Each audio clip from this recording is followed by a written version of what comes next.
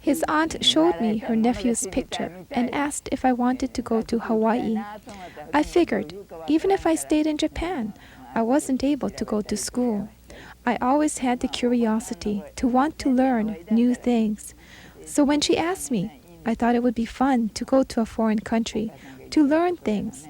But I was worried, so I inquired here and there. Then I came to the conclusion that, after all, he's the nephew of my sewing teacher, and all his relatives were nice people. His older sister was my elementary school teacher and was married to someone in our village. She was a fine teacher, so they all urged me to go to Hawaii. They must have discussed it among themselves.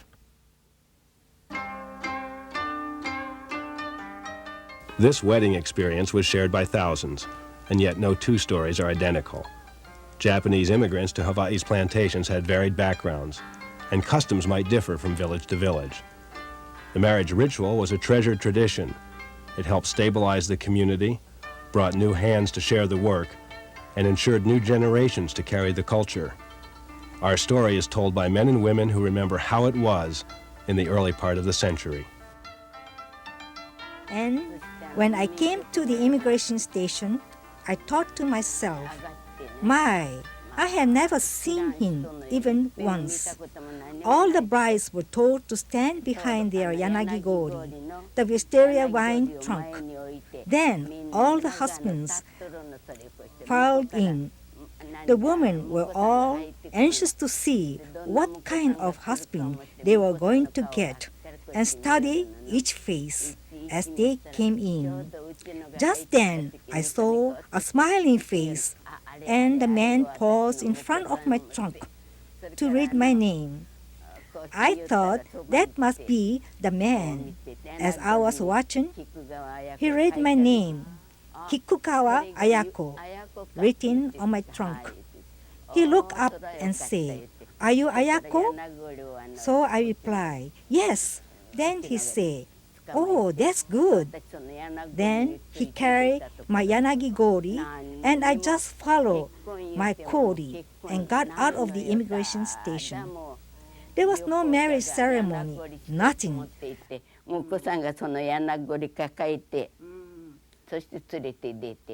I just had my one yanagi-gori when I came, and he carried it for me. So I followed that trunk.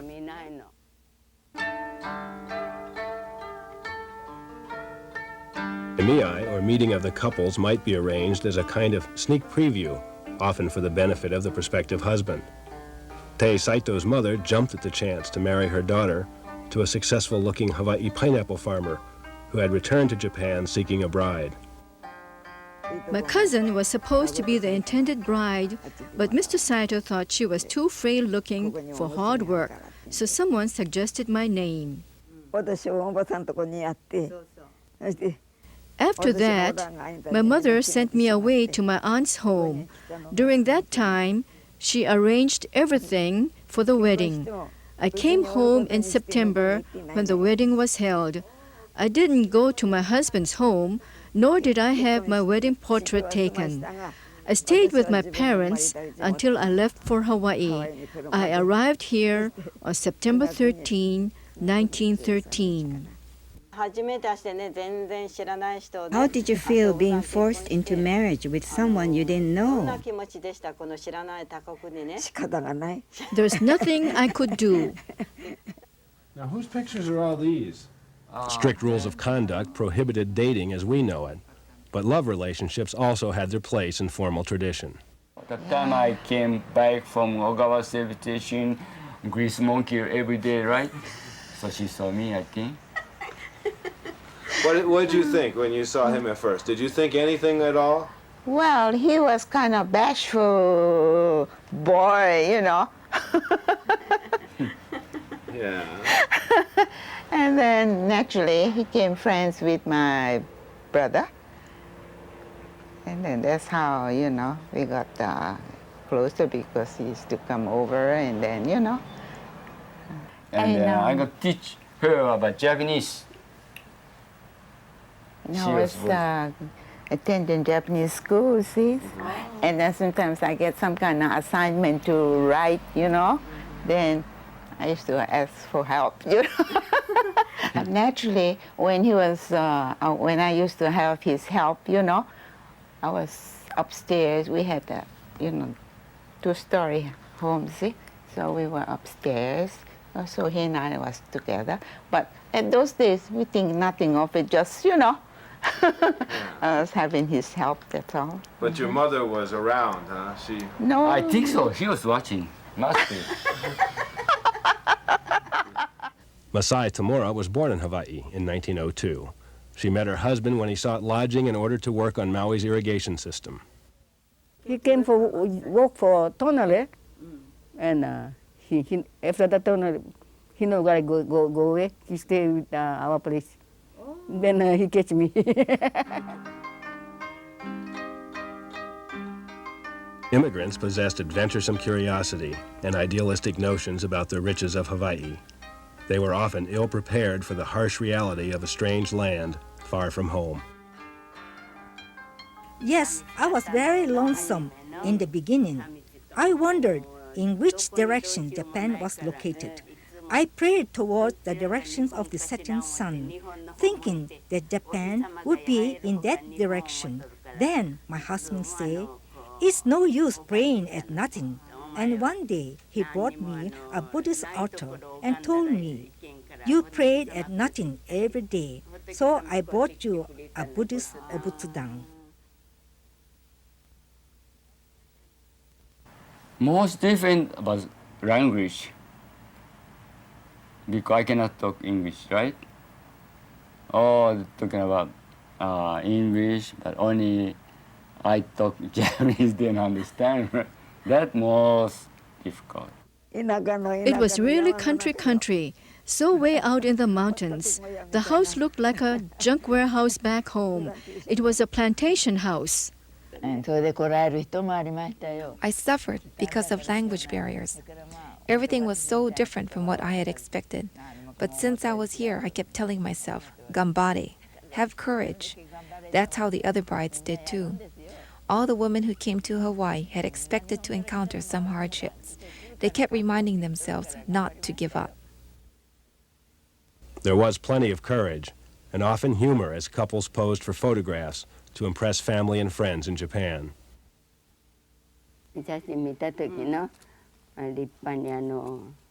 My father was so happy. I think I took a pretty picture at that time.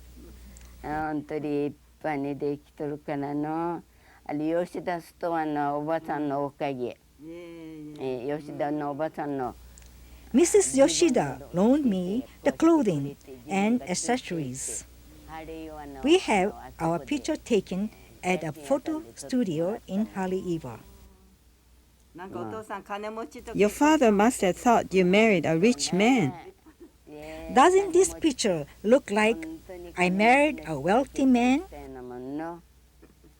Well, you see, the proper way is for the groom's family goes to the bride's family, bride's to be, yeah, and then ask for her hand, you see. And if this is okay, then with that thing set. And after it is set, then they give a, you may say gift, but it is what I call, you know, this is to cover the expense for the bride to get ready, for clothing and all those things. You see. Marriage negotiations were handled by a nakodo, or go-between, who was both matchmaker and knowledgeable about wedding customs. Thus, families were spared the embarrassment of direct contact and failed arrangements. Skillful matchmaking involved a large measure of common sense.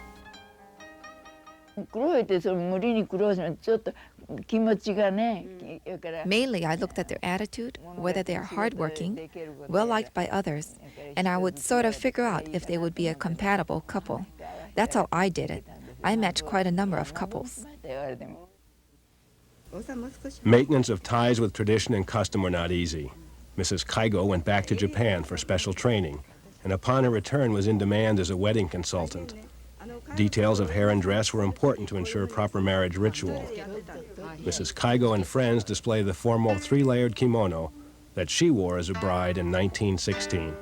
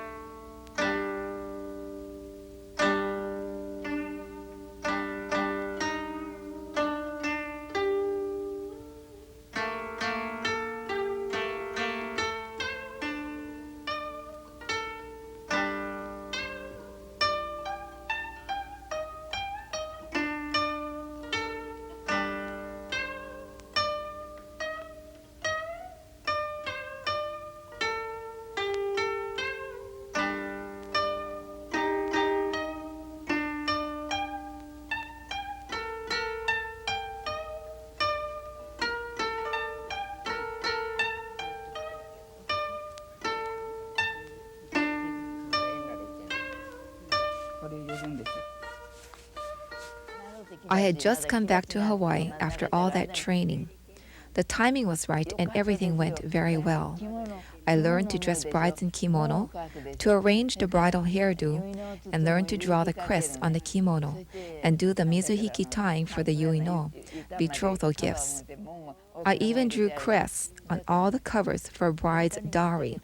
There were other hairdressers and bridal consultants, but I was very fortunate so many people asked for me. But the way how I understand is in the Japanese custom is that when you go this lady wed, she's going to be say born in this groom's family. See? So she's supposed to wear red, you know, when it's there. But when she leaves the house, she's going to be out of her home, so she has to wear white. White symbolized death of natal ties with the bride's parents, and red a rebirth into the husband's household. The ceremonial black kimono carried the mother's mon, or crest, and was called monsuki.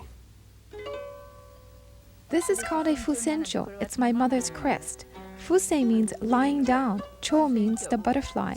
This is the hanabishi, a flower-shaped rhombus. Flowers were added within the space of the diamond shape to make it more decorative. If it's an easy pattern, I can draw the crest for 5 kimono in a day. That's 25 crests in a day. That was very profitable.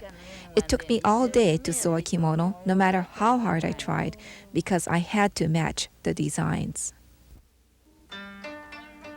An auspicious day was chosen for the formal ceremony, involving the couple's pledge, a ritual exchange of sake witnessed only by the priest, parents, and nakodo.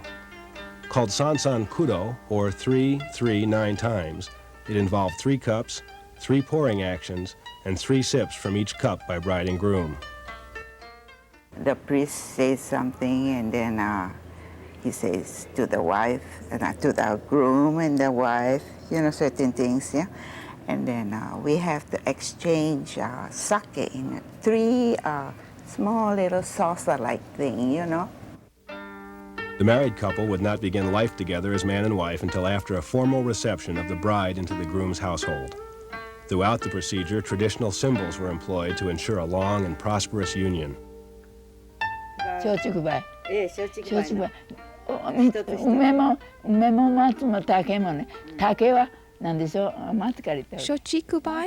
First, I'll start with the pine.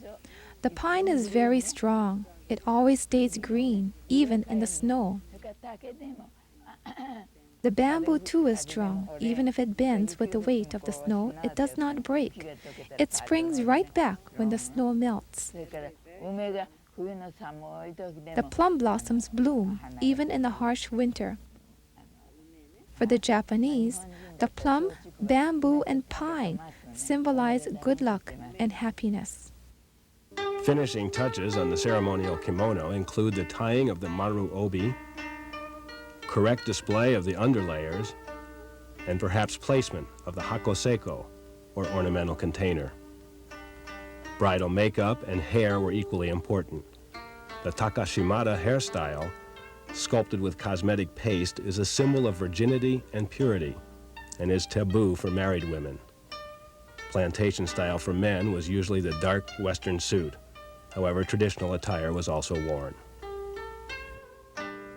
Once I dressed 3 brides on one Sunday. I went around in my car. I would dress the bride, take her picture, then hurry to the next one and then the next one. Each bride was dressed just in time for the wedding. Didn't I show you the pictures? I must have done hundreds of brides. The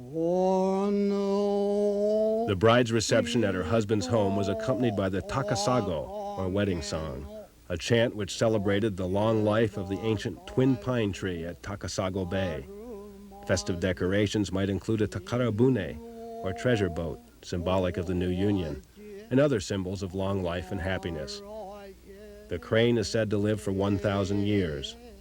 The lobster is a symbol of fertility, and the turtle's life is 1 million years. So we had our reception 2 weeks later.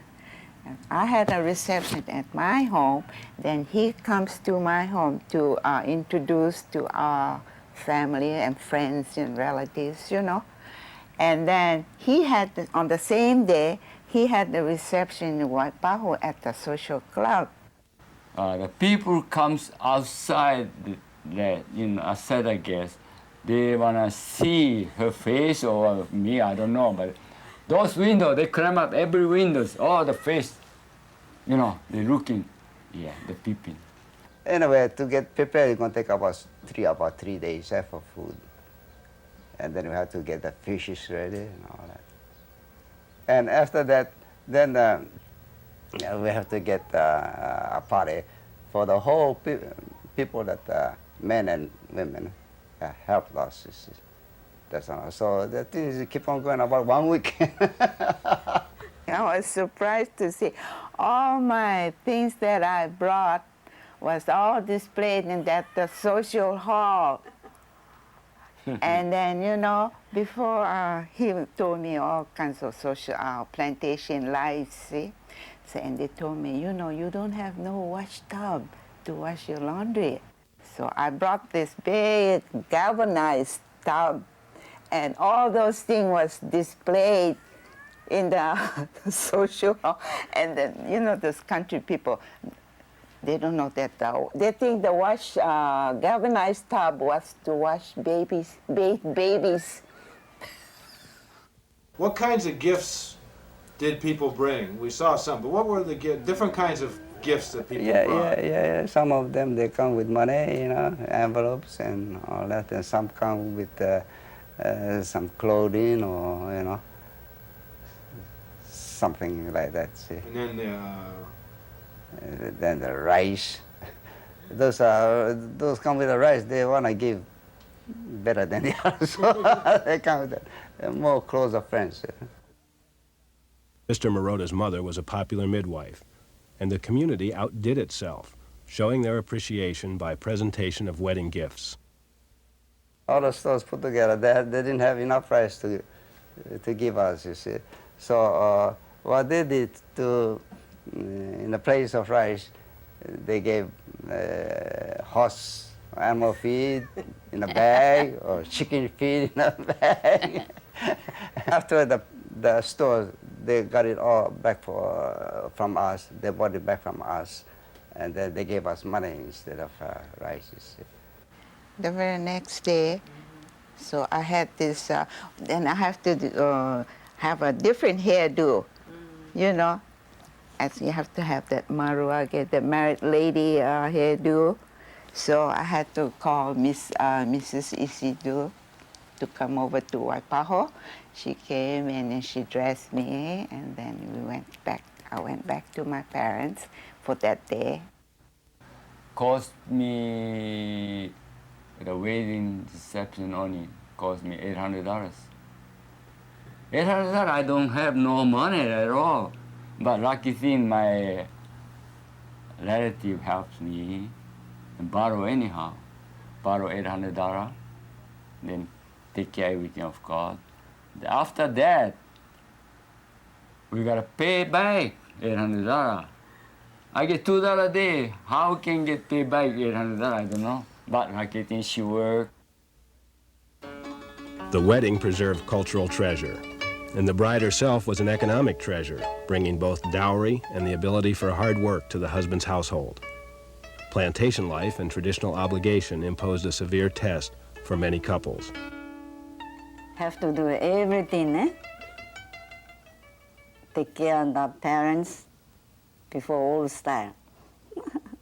And the brothers like that. So he had nine and two father and mother, 11 family, you know.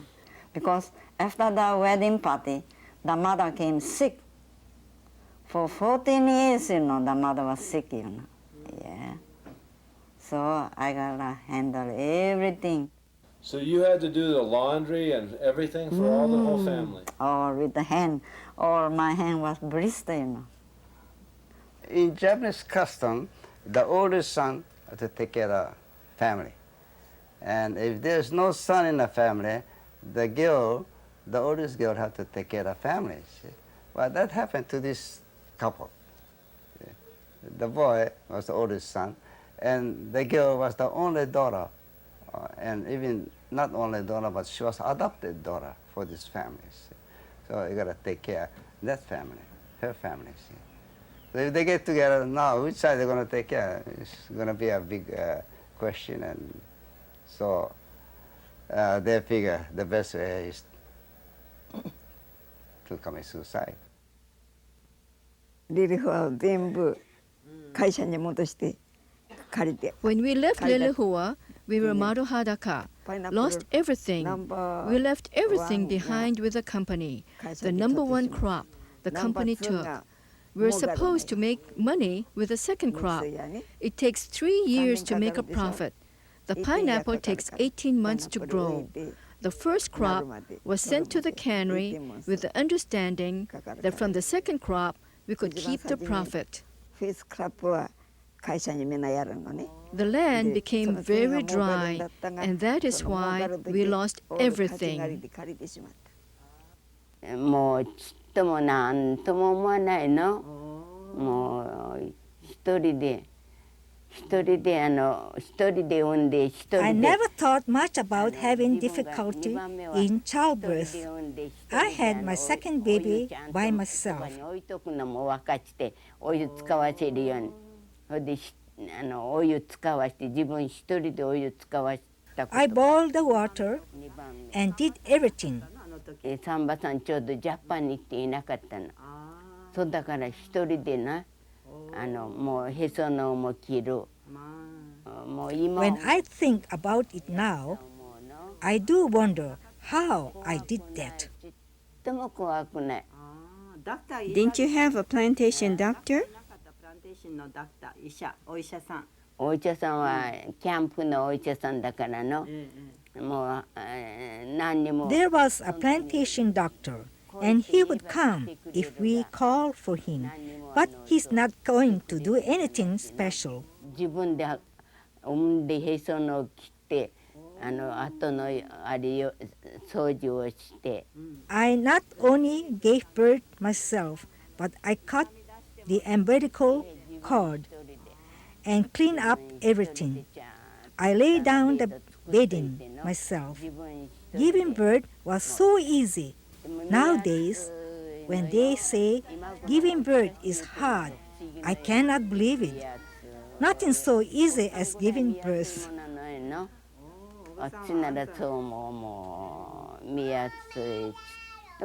No pain, nothing. Real easy, The baby just come out by itself. On the train, my mother met Mrs. Sakine, who was from Hawaii and visiting her village in Japan. My mother told her, "I have a daughter married to someone in Hawaii. She has enough education to write me a letter, but she's never written me one." My mother gave her a message to tell me to write. Your mother must have been very lonesome. Well, she was the one who sent me away to such a rough life. 12歳。12歳。一番可愛い時のよ。 He was 12 years old at the most adorable age, really. That day, after he came home from a school picnic, he did not want to eat, so we took him to the hospital. The doctor wanted him to stay overnight, so I asked if he could stay alone at the hospital, and he answered, "I think so." So I assured him I'll come early the next morning. I tucked him into bed and came home. The next morning, I got up early and was preparing to go to the hospital when the phone rang. They told us to come over. When I rushed over, he was already lifeless, dead. That was a shocking experience for us. I wonder how in the world such a terrible thing could happen to us. Of course, it wasn't all hardship. Like the plum blossom, the bamboo, and the pine, couples showed courage, resilience, and strength, and along the way shared good times too. They gotta find their own entertainment because no TVs and no what do you call shows, you know. Oh, they get together and then they start to sing something like what we say now, karaoke. Yeah, they sing and they make their own music, you know, flutes and the shakuhachi and shamisen and all that, yeah. みんな呼んで行きましょう行きましょうってみんな呼んで天柄下げての When it came to bedtime, we would call out to each other, "Come on, let's go to take a bath." We grabbed our pails and children and walked together to the bathhouse. Did the men and women use the same bathhouse? The men and women used the same bathhouse. Did they have any partition? There was a partition, but because they were Filipino people, they bathed on one side, and Japanese men and women all bathed together on the other side. The men felt uncomfortable bathing with the Filipino people, so they preferred to bathe on the women's side. So you bathed with other husbands on the same side? Yes, all the husbands and wives bathed on one side. There's nothing to be ashamed of.